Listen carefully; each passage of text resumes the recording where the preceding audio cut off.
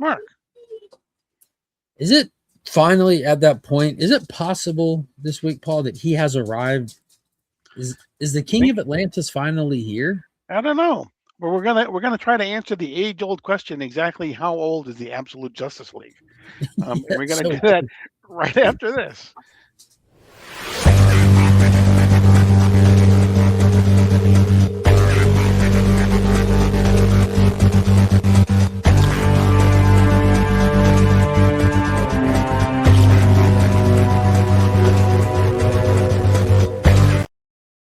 Before we get started, don't forget to hit the like button, hit the subscribe button. Don't forget to hit the notification bell so you're alerted whenever we upload new content.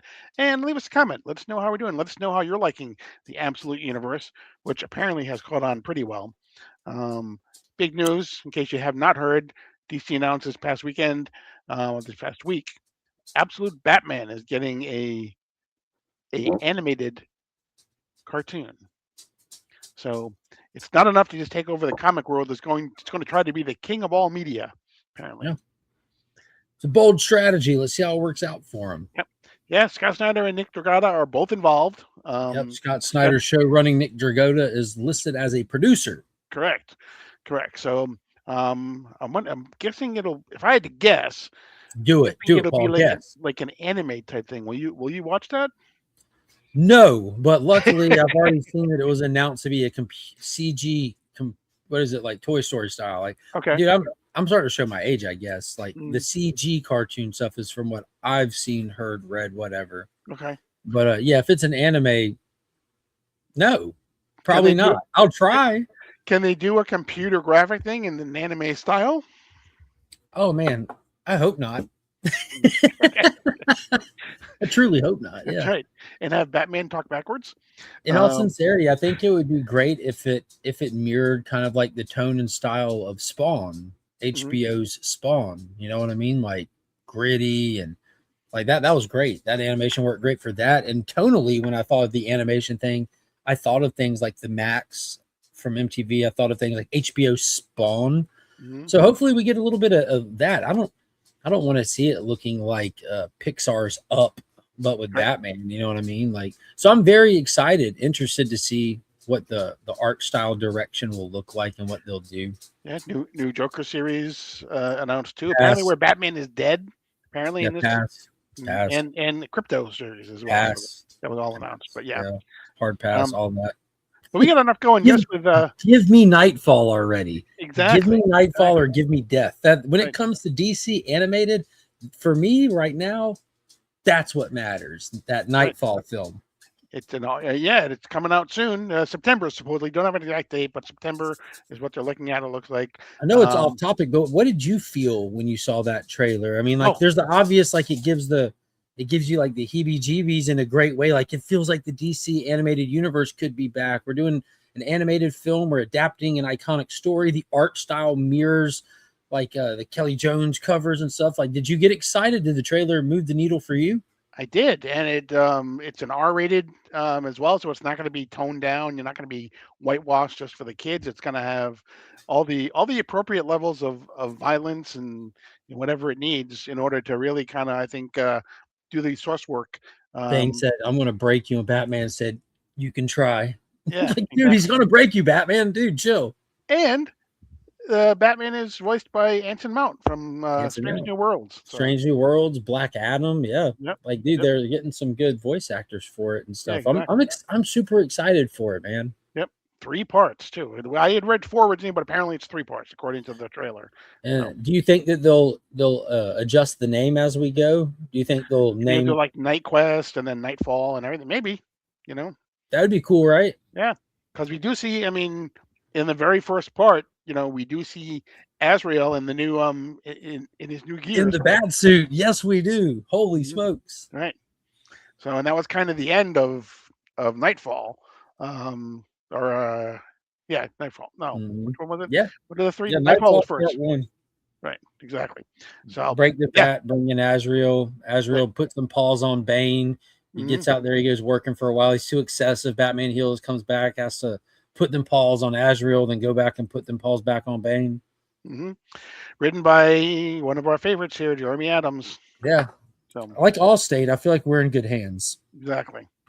So speaking of good hands, these two comics by their respective writers and artist teams are in good hands as well.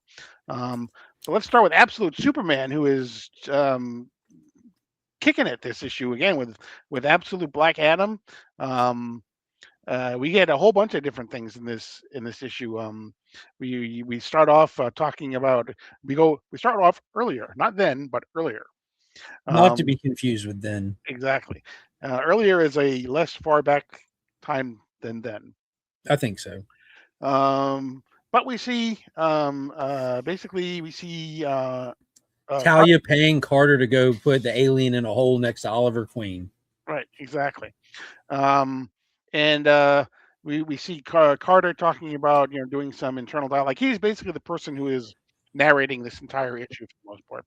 Um, Yeah, showing you that his character is corrupt. He right, accepts bribes from rich people to go do their bidding. We know that he's worked for these evil people of power in the past, and he does have the historian, the museum angle to the character. We see him walking through there carrying his bag of money and kind of teaching us a little bit about Black Adam, or King Shazam as they call him, along the way.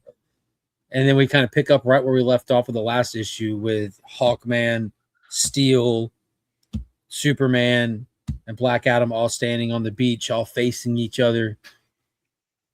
right. And they're basically they're thrown down, and he Carter Hall is talking to Black Adam in his dialect that only he can understand.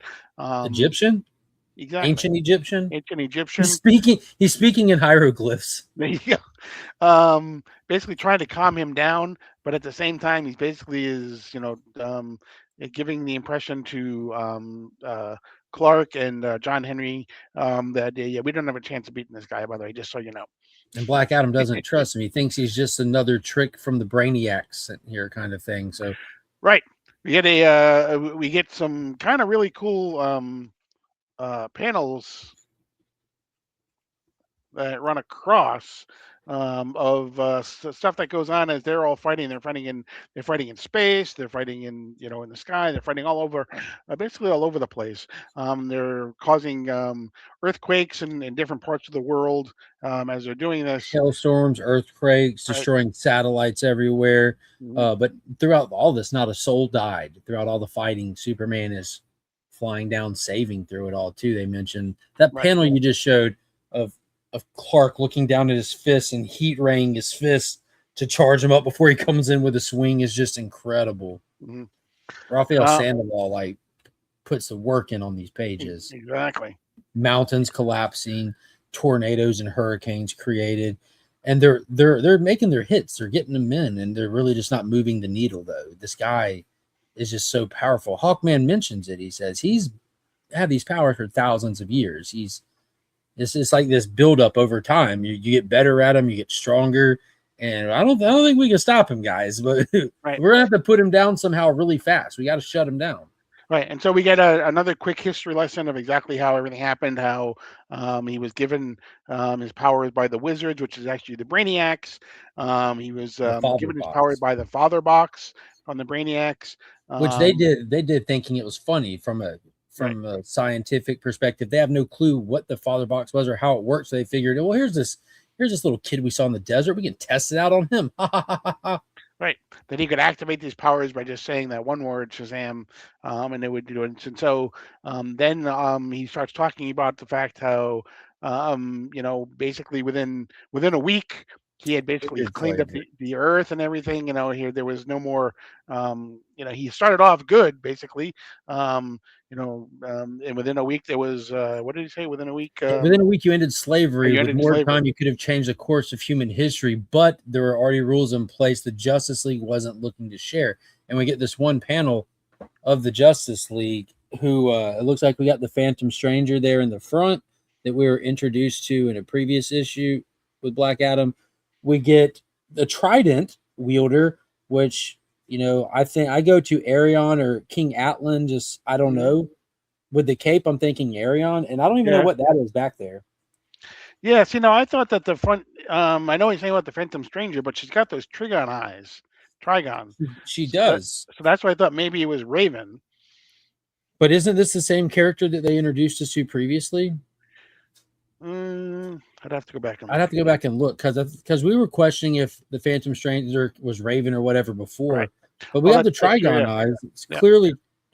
But now that you mention it, like that could just be the Titans, bro. Beast Boy, Aqualad, Raven, just an absolute version of the Justice League is just grown versions of Titans or something. Oh yeah. Now that you say that, yeah. See, and I was putting the see, and then now that you say that, now that I'm looking at it even more closely, I was putting the trident with the guy in the back instead of with the second guy. But right, I think it's Arion. Is I think is to Yeah, me. that's, I that's mean, that was my first guess. it Arion looks or King Atlan it looks a lot like Doctor Strange, to be honest with you. But because of Cool Cape.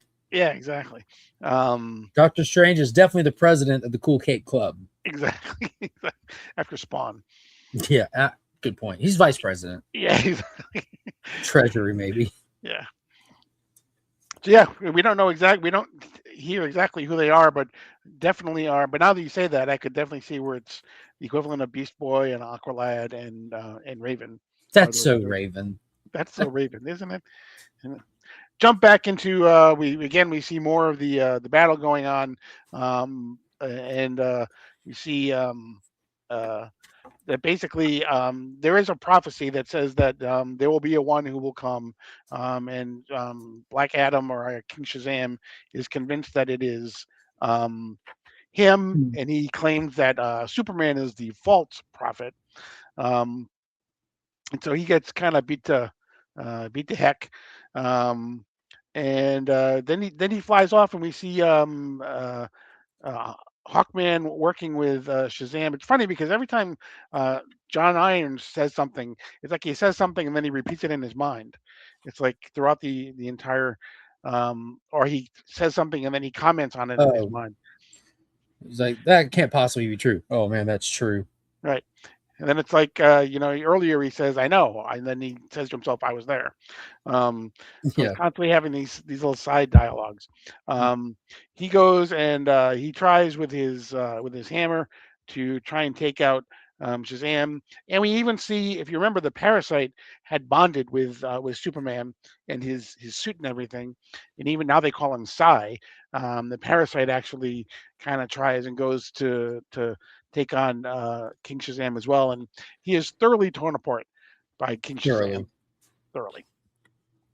And about this time, they're running out of options. They're laying on the ground, bloodied, beaten, torn to pieces, and Hawkman is pleading with Cal. He's like, "I know you don't want to do this. This guy will destroy the world." Like, and I love that we're getting like honest Carter here, because we've been introduced to him attached to the bad guys. That we saw what he's willing to do. We saw what happened to Ollie, but we see that the real Carter Hall is in there too. It's like this reluctant situation he was in, because he's talking candidly to Superman. He's like, "I get it. That's not you. That's not what you want to do. We don't have a choice." Right. He's convinced that the only way to stop Black Adam is to kill him. Because the only chance they have of slowing him down is if we get a lucky kill shot in somewhere. If we make that move and get lucky, we can stop him. There's no other slowing him down. Right. And so Carter Hall says, "I have this mace. It's made of nth metal. Take this, part of the most powerful metal ever." He goes, "Your hands." Right, in your hands. And then John Henry says, "Whoa, I don't know about no nth metal, but I got this promethium neutron hammer with the heart of a star in it." Exactly. Yeah. So take that instead. And Superman's just looking at both of them, pondering, "Do I have to kill this guy? I've never killed anybody." That's not what good guys do. Right. Flashback quick to Metropolis. If you remember, we had Talia was actually fighting against Lois. Where this all started, where Black Adam woke up out of the Lazarus labs. They're still in the rubble. Who knew? Right. And as they're fighting, King Shazam comes back to where he was. He is basically he is coming for the father box. And just as he's about to take it, we get the final shot of Superman, who could not choose one or the other, so he decided to take both. He just comes in like a bolt of blurring red ash of Krypton and just swoops Black Adam up and takes him to the moon. Mm-hmm. Boom. Right. And he says you can't breathe on the moon. Um, Hold your breath, you're gonna need it. right. Great shot. And then we get that final shot where he is basically holding both the hammer and the mace. And He's got basically Saul saying, fired up, armored out, ready to Mhm. rock and roll. Right, He's like, we're gonna do this all day till you say the magic word. right. Man, it's Yo, gonna be intense next issue. gotta tell you, Paul, Absolute Superman's my favorite Absolute book. Ain't no getting around it. That was incredible. The showdown did not disappoint. It was bigger and grander than I could have expected. The format for it of these galactic sized battles all throughout Earth and in space, and then these moments of licking your wounds and Mhm. trying to figure out what to. It was just formatted so well, paced so well, drawn so beautifully. It was a great issue. Really was. Cannot wait to see. It's gonna be intense next issue. It's gonna be a Hoping slobber knocker, as they say. slobber knocker. There it is. There you go. Yeah. Absolute Wonder Woman number 21. Um, Pretty tame in comparison. in comparison, yeah, this is more of a this is one of those quick 2-issue filler type things. We have a guest artist as well. Oh, who's drawing it? Snook. The guy's last name is Snook, I believe. Oh, I saw Dylan him on the Snook. Jersey Shore. Yeah, Dylan Snook. So Snooky. Snooky. We start off with Wonder Woman basically on the Wild Island, talking about how she's been told basically to bury some of the dead, and she's like, I can't bury the people, and have them basically use their dead composting parts to you know to feed the soil. Yeah, her just kind of getting back in the routine of being in the Wild Isles. She's forced to the Wild Isles. She has that curse that she has to come check in every so often for so many days before she can return back to the normal world. She was spirited away there to save her from the clutches of Kale in the last issue. So we flash to her just going to her cave, getting her stuff on, just getting ready to wander the Wild Isles before we cut back to the Herion in Gateway City. We heard their little hideout in the woods where Steve Trevor and company are hanging out, and it looks like a militia group or a SWAT team or a mercenary hit squad is closing in through the woods on their base of operations. Right. And one of them starts to get sick, basically, whose last name also happens to be Hall. It's like everybody's last name is Hall, it seems like. It's an easy last name. It really is. And they're starting and they're closing in on Steve Trevor and Edda. Company. Is it Edda? I think, right? Anyway, closing Yeah, them. I don't know who that old lady is either, Paul. Yeah. And they basically say, hey, you know what? Come if you want, but I got to tell you, it's not going to go well for you, basically. Yeah, there's a spell of protection around their base of operation. As these people get closer, they get sick to the point they can't even walk. They're just sitting there throwing up in the woods. Right. And so they're like, no, we're good. Yeah, pass. I'm done with this. I'm dehydrated now. I got to go home. Exactly. Then we flash to Candy Investigations, and we see some the two sisters basically working about trying to actually that's where Edda is. That's Edda Candy. So she's there because that's her name, Edda Candy. Yeah, Candy Investigations. Right. The sisters that are witches in this. They're like voodoo magic type witches, kind of watching the news, trying to figure out what happened. Where at's Wonder Woman, and have you done any of your magic? What has Hecate said? Where's she at? They're just trying to make sense of the events that went down in the past few issues and try to see where Wonder Woman is. She's kind of missing her, I guess. They're trying to get to the bottoms of it. Right. One of them says that she's heading off to Gotham. The other one says, say hi to Batman for me. And try not to die. Yeah, exactly. Yeah. But then we go back to Area 41.x. We find Barbara Minerva basically trapped alone in a cage with the original Cheetah. Yeah, the dead one from the last issue. Right. And now she has a deity start whispering to her while she's in her holding cell. Yes, it's a plant god who hates being called a plant god. But it is, for the most part, it is pretty much the deity who really wants to make Barbara the new Cheetah. She's like, And in well, the conversation, they do give us the kind of like quick flashes of the origin of the original cheetah. Was it Priscilla? What was her name? yes, I So believe you. she was kind of like a rich lady on vacation that started craving red meat. It doesn't really show you how she gets bestowed with the cheetah power, but you see where she transforms into the cheetah, and they go to Kale for air quotes here promised help, where she just kind of helps to accelerate the process, creating this half human, half cheetah thing that she then went on to use for her own ends, which we saw as part of her Task Force X that was sent out to attack Wonder Woman, ultimately leading to her death. Okay, we flash back to the underworld then, where Diana is there, and she's decided she wants to try to find her mother. She looks like she has Batman's axe. She does look like she has Batman's axe. You're right. She's like, "Where's Mom? Give me my axe. Where's Mom?" And she ends up fighting the not the Minotaur, the Manticore. Manticore, not the Minotaur, but the Manticore. Right. Yeah, she takes the Manticore has some let me see. It's like a it's scorpion tail, lion body, tail. Fabio hair, and Grizzly Adams face. Grizzly Adams face, exactly. But she throws some spikes at him, pokes him in the eye. They squabble for a minute. Nothing major. She throws one of the lassos around him. Like, man, tell me where my mom is. Tell me which way to go. Choose wisely. He's like, fine. I haven't seen your mom. Free me already. Get on now. Get out of my area. Don't come back here. They have their squabble and keep on moving. Nothing major. Right.